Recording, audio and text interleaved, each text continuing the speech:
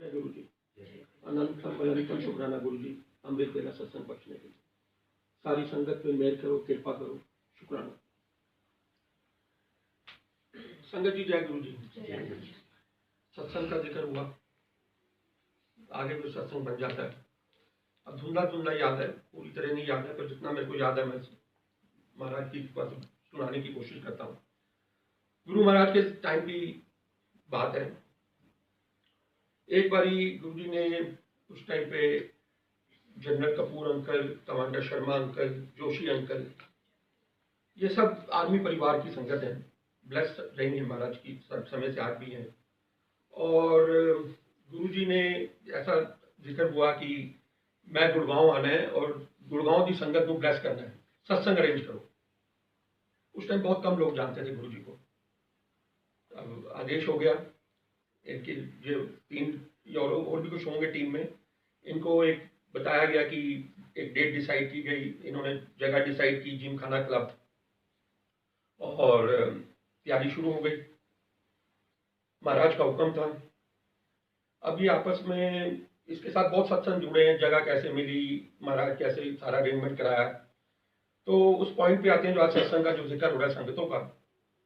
तो सारा अरेंजमेंट हो गया, डेट डिसाइड हो गई कि गुरु जी आएंगे, आज सत्संग होगा गुड़गांव में, गुड़गांव की संगत को ब्लेस करना है। गुड़गांव की धरती और संगत तो उनकी फेवरेट है ही। तो जब डेट हो गई फाइनल, सारी तैयारी हो गई, तो इस तैयारी में बहुत सत्संग जुड़े हुए हैं कि वो कैसे उन्होंने संगतों को बुलाने की कोशिश की, बताने की कोशिश की, ये गुरु जी हैं, ये ऐसे आएंगे, सत्संग है। तो गुरु जी को तो जानता ही नहीं था, पर महाराज की लीला रचने वाले वही थे, ये अलग सत्संग है। तो शॉर्ट में आते हैं, तो जब डेट फाइनल हो गई, टाइम डिसाइड हो गया, और general Kapoor uncle, commander Sharma uncle और एक अंकल की ड्यूटी हो गई कि आप गुरु जी को गाड़ी से एम्पायर स्टेट से लेकर आओगे। संगतों की ऐसी प्लानिंग हो गई। जब संगत सत्संग का टाइम हो गया, तो जो ये सब संगतें थी जो मैनेज कर रही थी, उन्होंने देखा कि इतना बड़ा ग्राउंड है। अब महाराज ने शायद जगह भी उन्होंने बताई थी कि यहाँ करना है, मुझे एक्चुअली याद नहीं है। तो वहां पर 100-250 संगतें बैठी थी, क्योंकि जानते ही नहीं थे गुरु जी को कोई। और अब ये सब फिक्र में कि गुरु महाराज आएंगे और इतना बड़ा मैदान खाली देखेंगे, तो हमारी तो बड़ी वो बेइज्जती वाली बात हो जाएगी, क्या इंतजाम किया आपने। और टेंशन में आ गए। तो टाइम निश्चित था, तो इधर से जनरल कपूर या जो भी उस टाइम पे वहाँ पे हॉल ग्राउंड में थे, उन्होंने फ़ोन किया एम्पायर स्टेट में जो उनको लेके आने वाले थे कि गुरु जी को अभी रोक लो वहाँ पर, गुरु जी को अभी आने मत देना, क्योंकि यहाँ भी संगत ही नहीं है, तो बड़ा गुरु जी को भी अच्छा नहीं लगेगा और हमें तो अच्छा लग ही नहीं रहा बिल्कुल। अब जब वहाँ मैसेज हुआ, तो उन्होंने कहा कि गुरु महाराज तो निकल चुके हैं और गाड़ी में बैठने वाले हैं, अब उनको कैसे रोके। और गुरु जी गाड़ी में बैठ गए और वहाँ से काफिला चल गया गुरु जी का। अब यहाँ जो 200-250 संगत बैठी हैं, इतना बड़ा मैदान है, तो अब उन्होंने कहा कि ये तो गुरु जी अब निकल गए हैं, अब तो कुछ कर ही नहीं सकते, अब तो जो होगा देखा जाएगा। देखिए महाराज की करनी जानते तो निरंकार साहब है। बताया जाता है कि ड्राइवर रास्ता भूल गया, या महाराज ने गाड़ी घुमानी शुरू कर दी। जो वहां से टाइम था आने का, समझ लीजिए आधा घंटा या 1 घंटा, वो गाड़ी घूमती रही और 1-आधा घंटा और एक्सटेंड हो गया कि ड्राइवर को समझ नहीं आ रहा कहाँ ग्राउंड है, वो ग्राउंड है कहाँ पहुंचना है। वो महाराज बैठे निरंकार सब देख रहे थे, अंदर करने वाले वही हैं। और जो ये शेयरिंग फाइन आगे हुई, जब महाराज ने पहुंचना था, टाइम तो उन्होंने थोड़ा एक्सटेंड कर ही दिया, पर उससे पहले वो general Kapoor uncle, commander Sharma uncle बताते हैं, देख के हैरान हो गए कि कहां से जम्मू का जम्मू संगतवा आ गया और वो पूरा ग्राउंड भर गया। मतलब महाराज कैसे किसको बुलाते हैं, वही संगतों वाली बात, संगत की बात हो रही है। तो वो भी एक इतिहास बन गया। और उसके बाद अब कुछ साल से अब ये संगत जिम खाना क्लब में उसी पर्टिकुलर डेट पे, अब डेट मुझे याद नहीं है एग्जैक्टली, तो वो सत्संग हो रहे हैं वहाँ पर। कभी पीछे हुआ है, उससे पीछे भी हुआ है, अब तो पूरा खैर कहने की जरूरत ही नहीं होती, अब तो ओवर भर जाता है। तो ये महाराज सब जानते हैं, सब कराने वाले हैं, करता है, सब कुछ है। बस ये है कि कई बारी इम्तिहान वाली घड़ी होती है, परीक्षा की घड़ी होती है, और उनके मजे लेने के तरीके होते हैं। तो ये महाराज तो जानी जान है। तो आज एक चीज और, मैं जब भी जाता हूँ यहाँ पे अंदर एंटर करता हूँ विला में, तो लाइटें लगी हुई देख रहे हैं हम इतने दिनों से। ये दिवाली की लाइटें नहीं है, वैसे ही इस विला की एक ब्यूटी है और इसी लाइन में ये लाइटें लगी हुई हैं। तो मैं जब भी एंटर करता हूँ मैं इनको याद करता हुआ आता हूँ रास्ते में, वाह गुरु महाराज वाह, क्योंकि आप वाकई शहनशाह के शहनशाह हो। कैसे रास्ता बना दिया है, कैसे ऐसे लगता है जैसे मतलब वाकई में ही कहीं ऐसी अलग सी जगह में जा रहे हैं। और साथ ही एम्पायर स्टेट याद आना शुरू हो जाता है सुबह सुबह जब मैं आता हूँ, क्योंकि जब महाराज सिंहासन पे बैठते थे तो ये शहनशाह के शहनशाह लगते थे, हैं ही शहनशाह के शहनशाह। इनका ऑरा मतलब जब नॉर्मल होते थे तो हमारे जैसे लगते थे जब बैठते थे, पर जब सिंहासन पे बैठ जाते थे एम्पायर स्टेट में तो वो पूरा जो एक मतलब शब्दों में बार बार ये हम सत्संग शेयर करते हैं कि बयान ही नहीं कर सकते, ये शहनशाह के शहनशाह, किंग ऑफ किंग्स, और जो है समझ से हम तो नहीं समझ सकते। तो ये तो इनकी लीला है। ये अपने आप को आज इनसे हमने ये चीज बड़ी समझने की कोशिश की कि ये शहनशाह के शहनशाह, क्योंकि आज मॉडर्न युग में ना ये चीजें वो जोगिया कपड़े वाली नहीं रह गई हैं। आजकल मॉडर्न तरीके से महाराज ने आना था और वो मॉडर्न तरीके से सब कुछ चल रहा है। उनकी ड्रेसेस, उनका शौक, अरमानी के कपड़े पहनने, मतलब जो भी ब्रांड टॉप ब्रांड होता है वर्ल्ड का उसके शूज पहनने, मतलब कोई भी उनकी जो होता ना एक्स्ट्रा लग्जरी सारी चीजें होती थी। मतलब उनकी सोच ही नहीं है कि मैं कोई नीचे की सोचूं, और यही सोच वो संगतों में डाल दी उन्होंने। अपना रूप उन्होंने संतों को भी शहनशाह बना दिया। आज उनकी सारी संगतें शहनशाह हैं। अब शहनशाह का ये मतलब नहीं है कि आपके पास बहुत बड़ा मकान है, आपके पास बहुत बड़ी गाड़ी हो गई, बहुत पैसा हो गया, पर ये सोच शहनशाह वाली बना देते हैं। कम ज्यादा की बात नहीं है, पर आप इतने निडर हो जाते हो क्योंकि शहनशाह है वो निडर रहेगा, आपका डर खत्म कर देते हैं। दूसरा, कम ज्यादा होते हुए भी आपका दिल ऐसा बना देते हैं कि आपके अंदर देने की भावना आ जाती है। तो ये तो सोच बदल दी इन्होंने। सभी शहनशाह हैं आज इनकी सारी संगतें शहनशाह हैं। तो ये तो आज बड़े मंदिर जाओ, कहीं आप इनका कहीं सत्संग देखो, क्या सुंदर सब चीज मतलब टॉप क्लास होती है, अपने आप हो जाती है, बजट से बाहर चली जाती है। तो ये इनकी लीला तो समझना मेरे लिए बड़ा मुश्किल है। आगे जपजी साहब की बात हो रही है। अजूनी साहब अकाल मूर्त के बाद जो शब्द आया, कल हमने उसको शुरू किया। अजूनी का मतलब हमें समझ में आ रहा है कि ये जन्म मरण से मुक्त है। ये किसी भी जूनी में नहीं है। हम सब मनुष्य जोनी में है, कोई जानवर में है, कोई पेड़ पौधों में है, तो ये अनंत है। ये इनका जन्म मरण नहीं है। ये अजूनी साहब हमसे हमें समझ में आ रहा है। तो कबीर जी ने बड़ा सुंदर उदाहरण दिया आज। उन्होंने कहा कि ये जो संसार है ये जेल खाना है, ये कैद है। और जैसे कैद में उन्होंने एक उसकी तुलना की, जो कैद में कैदी होते हैं तो उसमें दो प्रकार के कैदी होते हैं। एक जो गलती करके सजा भुगतने आते हैं और पश्चाताप करते हैं कि मैं दोबारा ऐसा ना करूं जो मुझे दोबारा इस जेल में आना पड़े। और कई कैदी ऐसे होते हैं जो आके और बिगड़ जाते हैं, ये तो हम सुनते ही हैं, वो और शातिर हो जाते हैं, उनकी सोच ऐसी हो जाती है। तो कबीर जी ने कहा कि मैं वो कैदी हूं जो अच्छे वाले कैदी हैं, कि मैं भी निरंकार का अच्छा कैदी बनना चाहता हूं और उनसे प्रार्थना करता हूं कि मुझे इस जन्म मरण में, इस जेल में, इस जो संसार की जो जेल है जिसको उन्होंने तुलना की कैद से, मैं इस जेल में दोबारा नहीं आना चाहता। तो महाराज ने कबीर जी इस अवस्था को बता रहे हैं कि मैं भी ऐसे मेरी महाराज जूनी बना दें, अजूनी कर दें मुझे, कि मेरा भी जन्म मरण ना हो और मैं जन्म मरण से मुक्त हूं। तो उस अजूनी के लिए करना क्या है?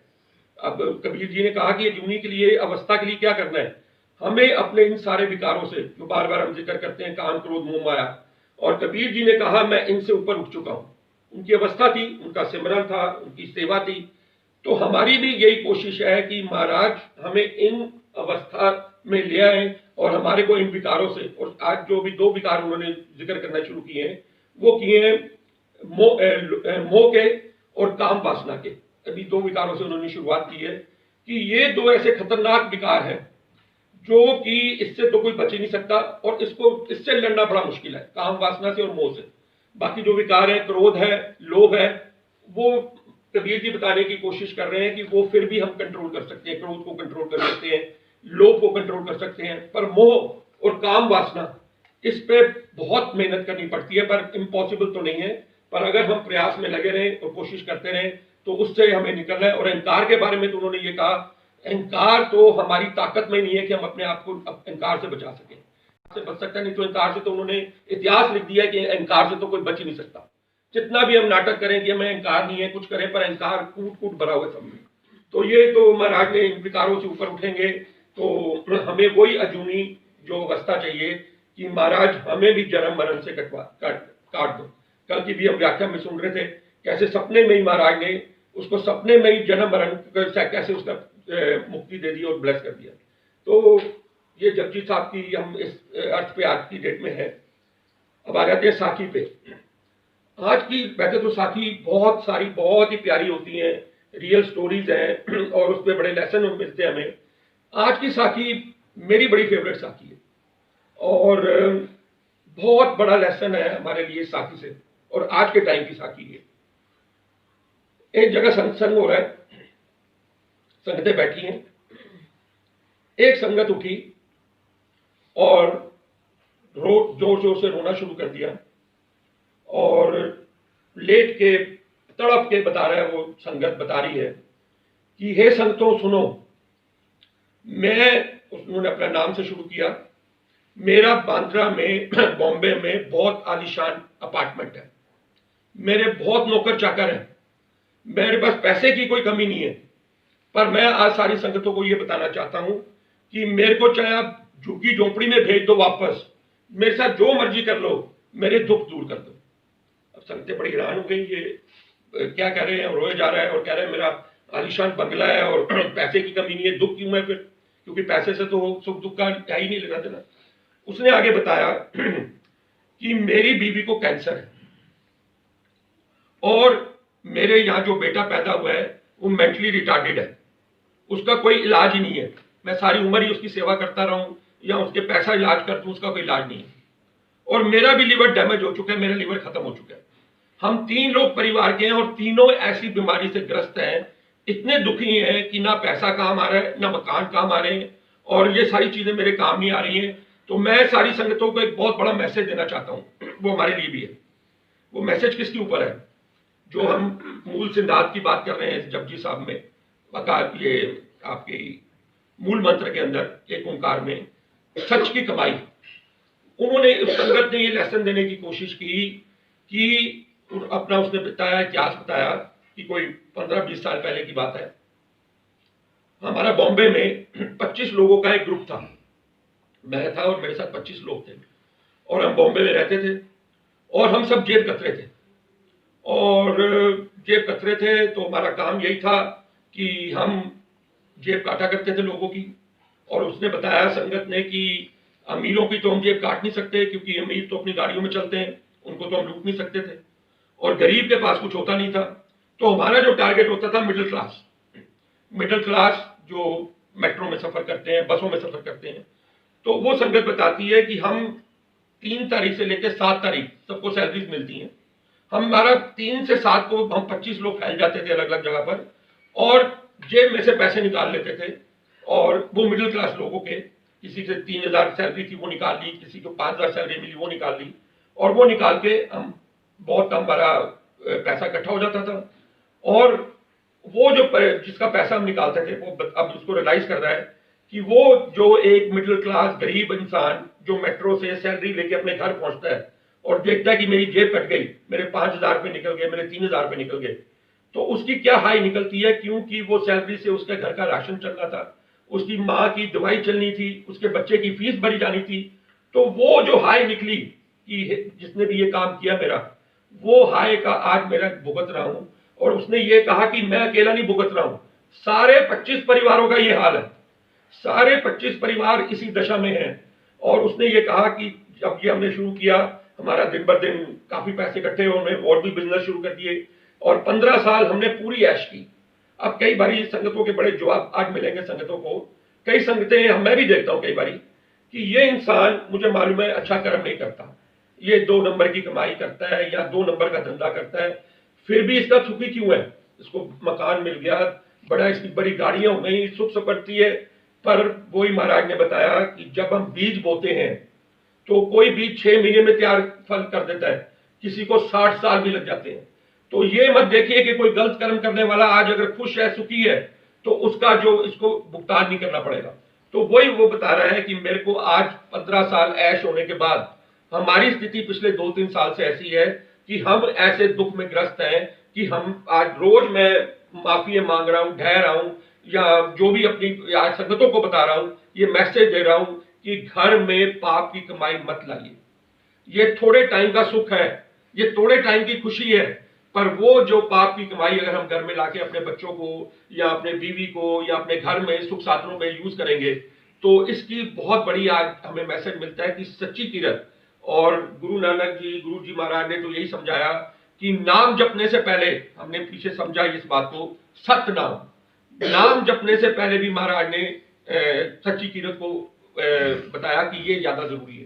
तो ये छोटे छोटे लेसन, ये छोटी छोटी रोज शिक्षाएं, ये हमारे अज्ञान को दूर कर रही हैं। हमें इतना ज्ञान है, हमारे अंदर इतनी मैल चढ़ी हुई है कि हमें पता ही नहीं लगता कि हम कर क्या रहे हैं।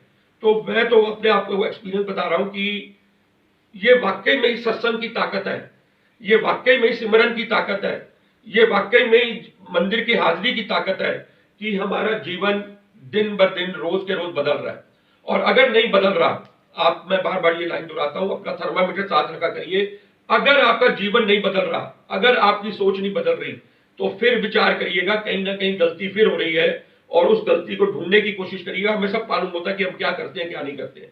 तो महाराज बस सद्बुद्धि देना और इसी तरह सबको ब्लेस करना, रास्ता दिखाना और अज्ञान दूर करना। जय जय।